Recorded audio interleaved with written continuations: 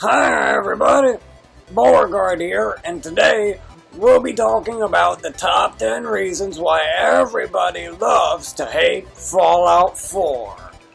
Bethesda didn't forget to make this game fun. My human plays it for hours and hours.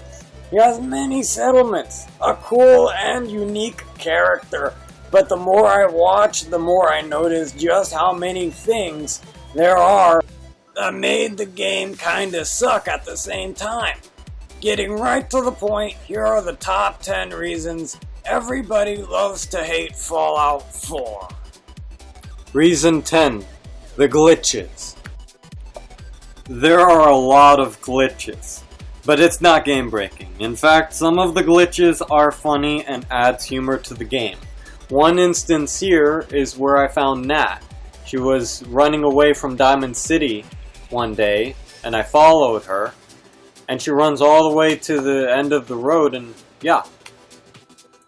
I pretty much stuck by Nat's side all day. I mean, literally. I tried to see if she would, go back to Diamond City, go somewhere else. Maybe she was having her own adventure, I don't know, but I stuck by Nat's side for the longest time. And she just didn't go anywhere. 3 weeks later I came back and she wasn't at the end of the bridge anymore. She was back at Diamond City. But that whole experience made me literally stand up from my seat and go, what was that? Now another good example where the game severely bugs out is where I'm trading gear with Hancock. I was gonna give him power armor, and I was gonna send him on his way, and I was gonna follow him to see what sort of combat he gets into, but what ends up happening is this. And he kind of looks at his hands for a minute, and just trying to figure out what's going on, or maybe he's playing with the knife, but again, just another example where the game glitches. Reason number 9. Cosmetic silliness and the inability to drive vehicles. Hairstyle was a big part of the game for me, and to see these be the only things that you can get in the game to change it up a bit was a bit dissatisfying. Not to mention you can't drive any vehicles. All throughout the game you see the Lone Wonder motorcycle and you cannot drive it. When I was waiting for the game, I was expecting to also be able to maybe fly vertibirds. The first time I came up to a vertibird, in fact, and it said fly, I really thought for a moment maybe Bethesda did take the extra mile and actually put in the effort to make this a drivable vehicle. No. It's a loading screen and it just takes you from point A to point B. Reason number 8. Dogme. Dogme will often find something, but you won't be able to find Dogme unless you use a mod, but then you disable achievements. I once lost Dogme at Trinity Towers, and it took me days to find him. So Dogme can be very glitchy as well. Another good example in which Dogme breaks in the game is whenever Dogme gets stuck indoors. I'm sure many players have gone through this at one point or another in their game. There needed to be a way for you to summon Dogme in the vanilla game, and there wasn't. And he's not a chihuahua. Reason number 7. Preston. Preston keeps giving you chores to do. Every time you come to Sanctuary to store your stuff, check your settlers, and sleep, Preston puts you to work. The quests he gives you at first are interesting, but after a while they just get boring and repetitive. It's clear that they're just there to make you play the game more. Reason number 6. Too time consuming. The settlement system is too time consuming. Although it's a good aspect of the game, it also takes up a huge chunk of your gaming time. You can spend a lot of effort and thought into so many settlements, not to mention building your own vault, but at the end of the day, it ends up feeling a lot like Minecraft. I'll touch more on settlements later on in the video. Reason number 5. All the enemies seem the same. Fallout 4 takes away a lot of the unique enemies found in Fallout 3 and New Vegas. Prime examples are the geckos, the giant mantises, and especially the centaur. I understand a lot of it is probably territorial to keep immersion, but again, what happened to the centaur? Why wasn't this guy in Fallout 4? I mean, look at it. Yeah. I mean, right guys? This guy is just creepy beyond all belief. Why wouldn't they want to use him in Fallout 4? It just doesn't make any sense to me. So I'll tell you guys what I'll do. I'll go ahead and keep telling you why everybody loves to hate Fallout 4. You guys leave a comment. Let me know what you think, why they didn't include this guy. Reason number 4. There just isn't enough. Again, if you aren't into building, there's just not much to do. Once the quests run out, it's not like in Skyrim where you just have so many quests that you don't even know what to do first. There's just not enough. Even with the DLC, even with Far Harbor, Automatron, we'll see about Nuka World. Reason number 3. The DLC is mostly building stuff, and this is a lengthy part of the video. Again, it's like Minecraft. It's a creative building game now.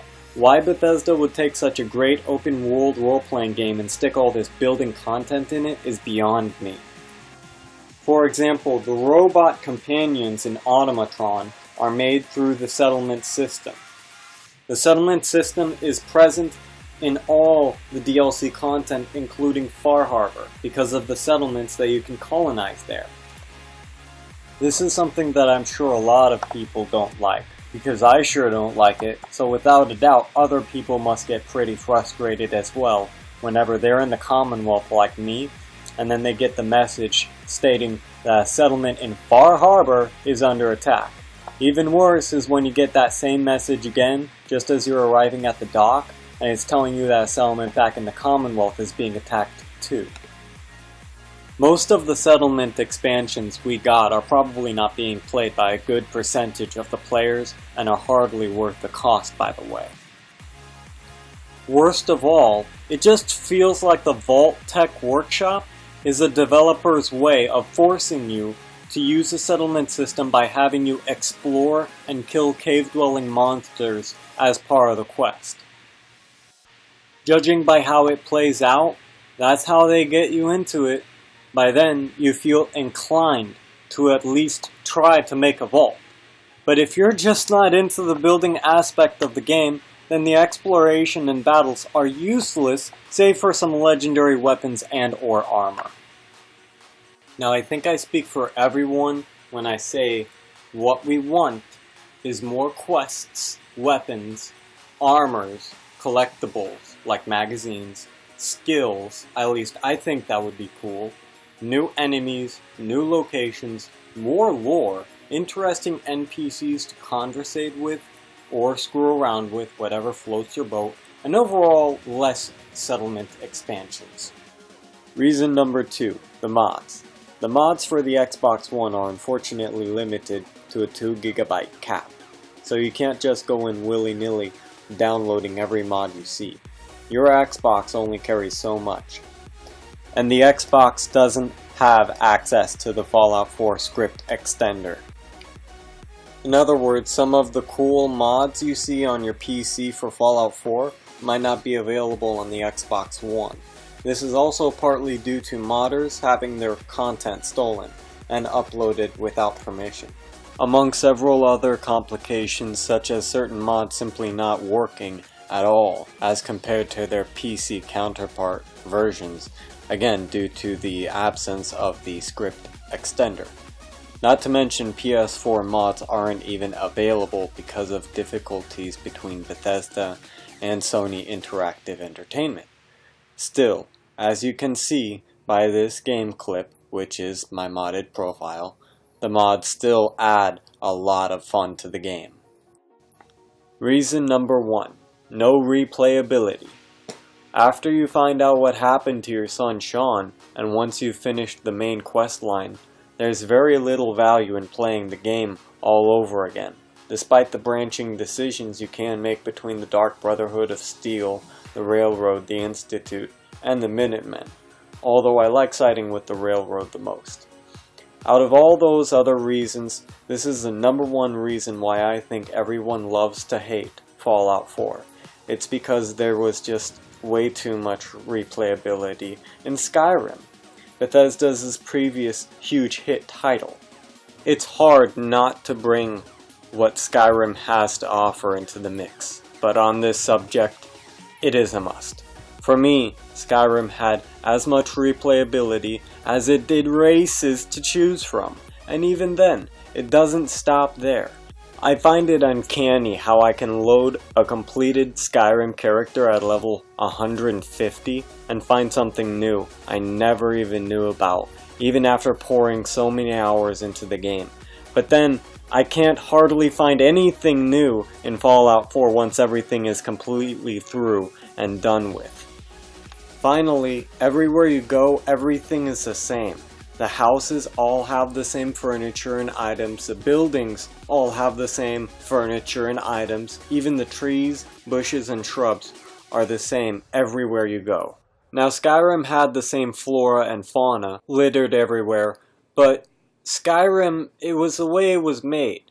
You knew where you were at all times, whereas Fallout just doesn't have as many rememberable landmarks, so it feels much more shallow. And those are the top 10 reasons why everybody loves to hate Fallout 4. Please be sure to like, subscribe, and stay tuned for more. Bye! So what else do you want in your video? How about a vertebrate crashing? Something again.